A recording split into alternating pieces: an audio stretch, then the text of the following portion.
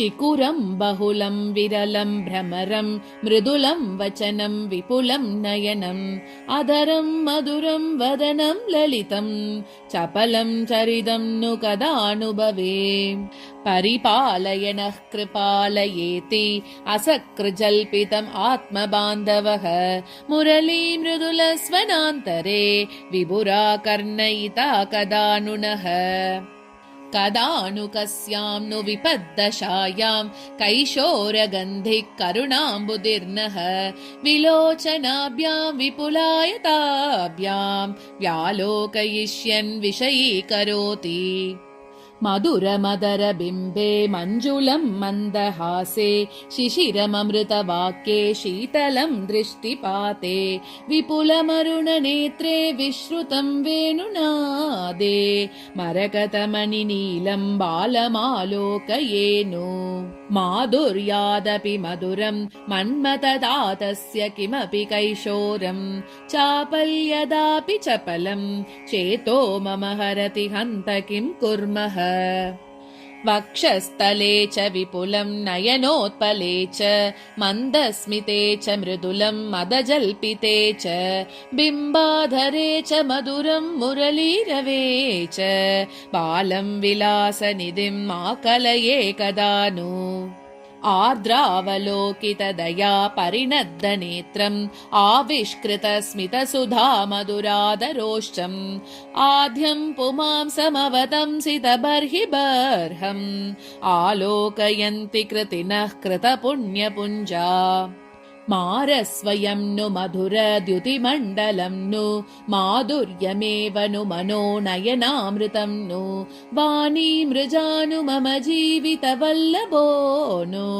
बालोऽयम् अभ्युदयते मम लोचनाय बालोऽयमालोलविलोचनेन वक्त्रेण चित्रीकृतदिङ्मुखेन वेषेण घोषोचितभूषणेन मुग्धेन दुग्धे नयनोत्सुकं नः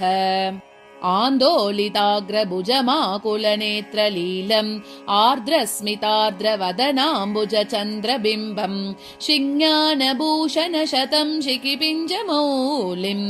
शीतं विलोचनरसायनमभ्युपैति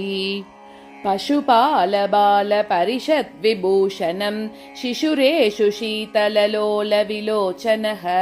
मृदुलस्मिताद्रवदनेन्दुसम्पदा मदयन्मदीयहृदयं विगाहते तदिदम् उपनतं तमालनीलं तरलविलोचन तारकाभिरामं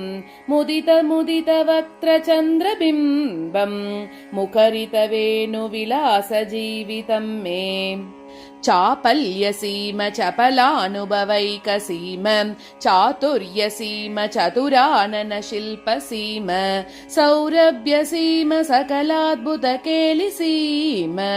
सौभाग्यसीम तदितं व्रजभाग्यसीम माधुर्येण द्विगुणशिशिरं वक्त्रचन्द्रं वहन्ति वंशीवीतिविगलतमृतस्रोतसा सेचयन्ति मद्वाणीनां विहरणपदं मत्तसौभाग्यभाजां मत्पुण्यानां परिणतिरहो नेत्रयो सन्निधत्ते तेजसोऽस्तु नमो धेनुबालिने लोकपालिने राधापयोदरोत्सङ्ग शायिने शेषसायिने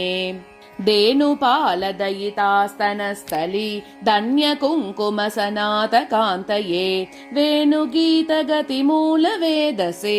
तेजसे तदितं ॐ नमो नमः मृदुक्वनन्नूपुरमन्तरेण बालेन पादाम्बुजपल्लवेन अनुक्वनन्मञ्जुलवेणुगीतम् आयाति मे जीवितमात्तकेली सोऽयं विलासमुरलीनिनदामृतेन सिञ्चन्नुदञ्चितमिदं मम कर्णयुग्मम् आयाति मे नयनबन्धुरनन्यबन्धुः आनन्दकन्दलितकेलिकटाक्षलक्ष्यः दूराद्विलोकयति वारणकेलगामी ताराकटाक्षभरितेन विलोचनेन आरादुपैति हृदयङ्गमवेणुनाद वेणीदुगेन दशनावरणेन देवः त्रिभुवनरसाभ्यां दीप्तभूषापदाभ्यां दृशि शिशिराभ्यां दिव्यलीलाकुलाभ्याम् अशरणशरणाभ्याम् अद्भुताभ्यां पदाभ्याम् अयमयमनुकूजद्वेणुरायाति देवः हरे कृष्ण कृष्ण कृष्ण हरे हरे